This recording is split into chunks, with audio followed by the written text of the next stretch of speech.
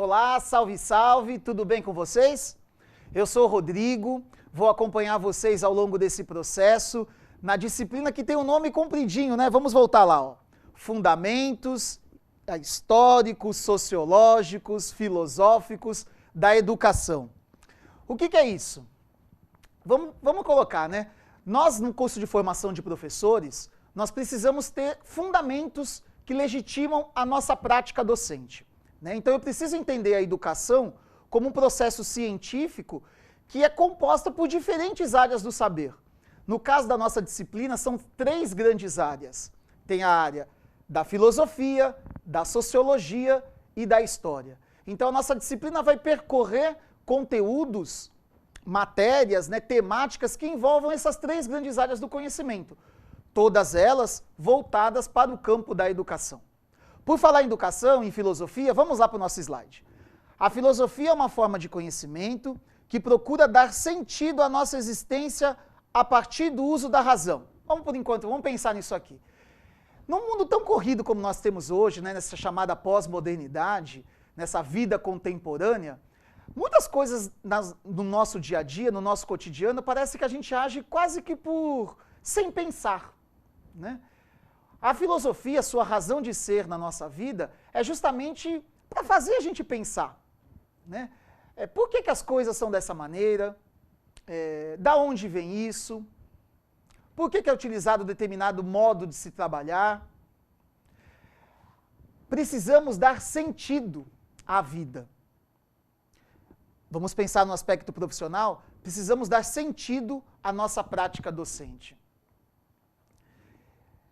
Muitas ações nos tempos atuais são quase que corriqueiras e a gente não para pensar. Vamos pensar no contexto da educação, por que nós temos uma educação com as características atuais? Vamos percorrer um pouquinho a história da educação para entender as características da educação contemporânea. E é óbvio, né? E estudar as diferentes tendências da educação para você, nesse processo formativo docente, se descobrir enquanto professor. Qual é a sua verdade? Qual é o seu modo de se fazer educação? É fundamental que nós tenhamos consciência desse processo. Quem eu sou enquanto pessoa? Quem eu sou enquanto professor?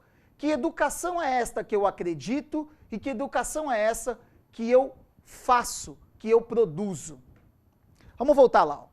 Então a gente vai pensar sobre educação. Pensar sobre educação é tarefa cotidiana do educador. Quem não pensa a sua prática fica à mercê do pensamento alheio ou dos modismos educacionais. Quando eu falo que a gente precisa dar sentido à nossa prática, eu, como sujeito ativo de um processo pensativo, eu preciso pensar por mim. Se eu não penso por mim, alguém vai pensar, né? Então, esse alguém pode ser, de repente, um coordenador, um diretor, outros professores, pode ser a mídia, a televisão, e aí eu só vou acompanhando essas tendências corriqueiras, conforme eu disse anteriormente. É necessário pensar que educador eu desejo ser. Precisamos pensar a nossa prática. A ideia do pensamento, e aí o pensamento com o uso da razão, é fundamental para eu compreender a nossa disciplina e esse processo formativo que nós estamos iniciando hoje. Vamos lá. E aí eu pergunto, afinal, o que é educação? As respostas são muitas e contraditórias, mas há algumas mais frequentes entre as pessoas envolvidas num processo educativo. Então, a educação pode ser compreendida como um processo de transmissão de conteúdos, como um treinamento, uma modificação do comportamento, preparação para a vida e até mesmo uma possibilidade de ascensão social. Todos nós passamos por processos educativos. Desde quando nós nascemos, nós estamos sendo educados, principalmente em comunhão com o outro. Para que serve a educação? Qual é o contexto em que ela acontece? É claro que eu estou aqui num curso de formação de professores, o nosso principal contexto é o contexto escolar. Mas a educação só acontece na escola? É claro que não.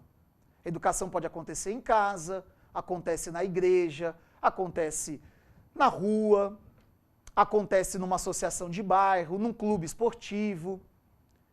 Cotidianamente, nas minhas relações sociais, eu estou me educando. E se eu estou me educando com o outro, por consequência, eu também estou educando o outro. Educação se faz com gente, se faz com pessoas. Mesmo eu, no meu espaço solitário, por exemplo, eu na minha casa, sem ninguém por perto, eu lendo um livro, eu estou me educando com o outro. Com o autor, por exemplo, daquela obra, daquele pensamento. Educação, então, se faz com pessoas. Isso é fundamental, nós temos a compreensão. Diante dessas possibilidades educativas, eu coloco aí. Educação, então, é o ato de conduzir de um nível de conhecimento para o outro, a partir dos valores cognitivos que o sujeito já possui, em constante processo de transformar possibilidades em ações. Olha que interessante. Educação, então, não é uma folha vazia quando vou preenchendo aquela folha. Todos nós temos experiências. Alguma experiência de vida, experiência, de repente, em termos de conhecimentos científicos. Então, a educação não se parte do zero. É importante nós termos muito bem claro isso, enquanto professor. Eu estou pegando aquele aluno, estou trabalhando com aquela turma de estudantes, eles não são folhas vazias. Eles já têm uma história de vida. Eles possuem experiências. Eles têm outros conhecimentos que, de repente, não são aqueles conhecimentos científicos da nossa área do saber. Mas a educação, então, eu preciso compreendê-la como um processo maior. Há alguns autores, vamos lá para o slide, que distinguem 3 tipos de educação. A chamada educação informal, a educação não formal e a educação formal. A educação formal está, inclusive, em destaque lá porque é aquela que nos interessa. A educação formal é aquela praticada na escola. Né? Então, eu tenho uma intencionalidade. O professor está ali, ele está com uma proposta de educação. Né? Então, ele está ali, planejou o seu trabalho, planejou a sua aula e vai desenvolver aqueles conteúdos diante daquela turma. Esse é um tipo de educação. Mas há outros.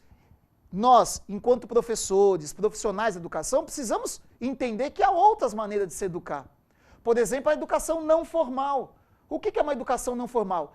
Parecida com a educação formal, ela também tem a sua intencionalidade. Então, por exemplo, numa atividade musical, numa atividade esportiva, aquilo ali envolve um processo educativo e tem uma intenção de estar educando aquelas pessoas, de estar formando aqueles sujeitos. Né? Então, nós podemos ir para artes, para os esportes, né? Teatro, dança, tudo isso envolve processos educativos não formais. Não tem aquela mesma metodicidade que tem o trabalho, o funcionamento da escola. Mas há um processo educativo, há um processo formativo daquelas pessoas. E temos também a educação informal. O que é a educação informal? Essa informalidade que nós vivemos no nosso dia a dia, no nosso cotidiano. Às vezes a gente se educa nas relações sociais que nós estabelecemos e nós não temos essa intenção de estar educando aquela pessoa. Não, deixa eu educar, deixa eu planejar como que eu vou fazer, como que vai se dar esse processo educativo. Mas as próprias relações corriqueiras, cotidianas, são processos sim educativos. Numa conversa informal, por exemplo, numa mesa de bar, num ponto de ônibus, numa fila de banco. A partir do momento que eu estabeleço relações sociais, eu estou sim me educando. Mas o que nos interessa enquanto professores, é claro, é a educação formal. Vamos lá então. Ó. Educação formal, eu falo de ensino. O que é o ato de ensinar? Então é um ato de possibilitar uma aprendizagem, em que aquilo que está fora é incorporado pelo sujeito. Olha que interessante. Quando eu coloco assim, é o ato de possibilitar possibilidades de aprendizagem daquela pessoa. Tem muita gente, muitos colegas professores que pensam assim, ó, eu fui lá, dei minha aula, acabei, lavo as minhas mãos. Se os alunos não aprenderam, culpados são eles, o problema é deles. Na verdade, a gente precisa dar um pouquinho mais de completude nesse pensamento. Não é simplesmente ensinar, não é simplesmente ir lá e dar uma aula. Ensinar é possibilitar condições e situações para que aquelas pessoas que estejam participando daquela aula consigam construir a sua aprendizagem. Então, o ensino está intrinsecamente relacionado com a aprendizagem, né? Para haver ensino de verdade, precisa que haja aprendizagem. E aí tem outros detalhes. Tem uma intencionalidade, tem os saberes históricos. Para que tem a escola?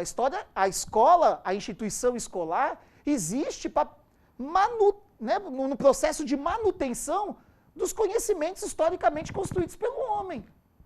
Não é para isso que nós estamos lá estudando geografia, matemática, história, língua portuguesa. Ao mesmo tempo, nesse processo, nessa instituição, nesse ambiente, eu tenho dois principais sujeitos, professor e aluno. Essa relação é fundamental. Uma escola, eu sempre costumo dizer, uma escola funciona sem merendeira, funciona sem coordenador, funciona sem diretor.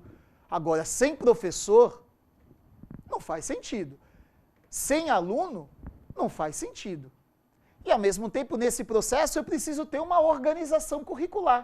Eu preciso dar um caráter de currículos, de disciplina, né?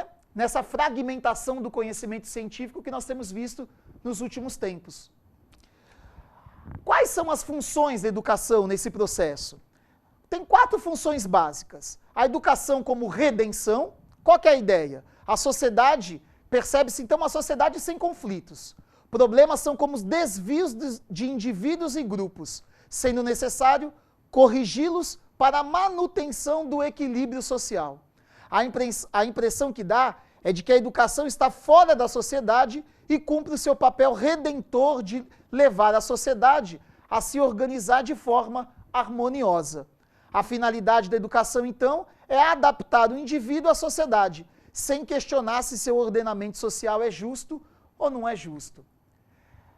Digamos que é um entendimento de educação bem ingênuo, né, gente? Harmonia social, no nosso contexto, será que isso existe? Num contexto de um sistema capitalista, onde nós encontramos, percebemos, observamos tantas desigualdades sociais, a educação funcionar para essa harmonia, para entender pequenos problemas como desvios das pessoas, não é condizente com os dias atuais, né? Poderíamos dizer, então, que é uma visão de educação bem simplista, bem ingênua, por sinal. Mas há outras. A educação, por exemplo, como reprodução. Então, a anterior você estava querendo manter a harmonia social. Né? Não estava querendo nem questionar se era certo, se era errado, se era justo, se é injusto. A educação como reprodução é uma instância reprodutora dos valores do grupo dominante. Faz parte da sociedade e a reproduz em todos os aspectos. Cumpre o papel de aparelho ideológico, introjetando nas pessoas valores necessários para a manutenção das relações de exploração. Os privilégios de classe seriam mantidos e reproduzidos. Olha só, gente, que contradição, né? Nós falamos agora, nós vivemos uma sociedade de tamanhas desigualdades. Num sistema capitalista, há aqueles que têm e aqueles que não têm. Há aqueles que mandam e aqueles que obedecem. Nesse contexto, nesse olhar educativo, nesse sentido reprodutor, eu não estou visando nada. Então, quem está no poder, mantém-se o poder. Quem está embaixo, continua ficando embaixo, alienado. Reprodução? Será que é isso que nós desejamos enquanto processo educativo? Enquanto agente da educação? Será que é isso que eu desejo? Reproduzir os valores que aí estão? Será, pense você aí, será que os valores sociais atuais são interessantes? Acredito que não, né? Então nós precisamos pensar a educação numa outra forma, ir além. Esse aspecto de reproduzir, manter o status quo, dá uma ideia que eu sempre gosto de brincar, parece que é síndrome da Gabriela, né? Eu nasci assim, o mundo é assim, então eu, enquanto sujeito da educação, enquanto professor, eu só vou reproduzindo os valores que aí estão. Ah, nada vai mudar, o mundo é assim mesmo, é desse jeito mesmo. É isso que você acredita? Cuidado! Se você pensa dessa maneira, acenda a sua luzinha amarela. Atenção! Nós precisamos nos colocar como sujeitos de transformação e não de reprodução. Por isso que vem a terceira perspectiva. A educação como transformação. Ao sofrer as influências do meio social em que está inserida, a educação possibilita um projeto de sociedade em que os diferentes atores sociais buscam formas de democratizar as relações sociais, econômicas, políticas e culturais. Dependendo do projeto de sociedade, se for conservador ou democrático, a escola será mediadora desse projeto. Olha que interessante. Então a escola se coloca como instituição que vai mediar esse processo que pode ser de manutenção ou de transformação de uma realidade. Nós precisamos incorporar a ideia de transformação. Poxa, o mundo está desse jeito, mas o mundo não sempre foi dessa maneira. Outras verdades já existiram. Outros olhares já prevaleceram. O mundo está em constante transformação. Por isso que nós estudamos história, para perceber, inclusive, essa evolução, esse desenvolvimento. Então eu preciso me colocar como possibilitador de uma transformação. O educador comprometido, o educador contemporâneo comprometido efetivamente com a transformação social, primeiramente ele acredita nessa transformação. Acredita que é capaz de mudar. E aí eu me coloco. Como que eu vou agir diante daquele público? Eu vou acreditar nessa perspectiva? O meu trabalho vai ser organizado visando essa transformação? Um outro modo de se pensar a educação é a educação como fim em si mesma. Isso é muito defendido pelas organizações das Nações Unidas. Entende-se que a educação está acima de qualquer interesse ideológico, sendo um fim em si mesmo. Sustenta nos 4 pilares básicos, da educação: aprender a aprender, aprender a ser, aprender a fazer e aprender a conviver. O que é mais importante desse processo formativo, esse entendimento da educação que nós estamos agora iniciando nesta disciplina, é quem eu sou.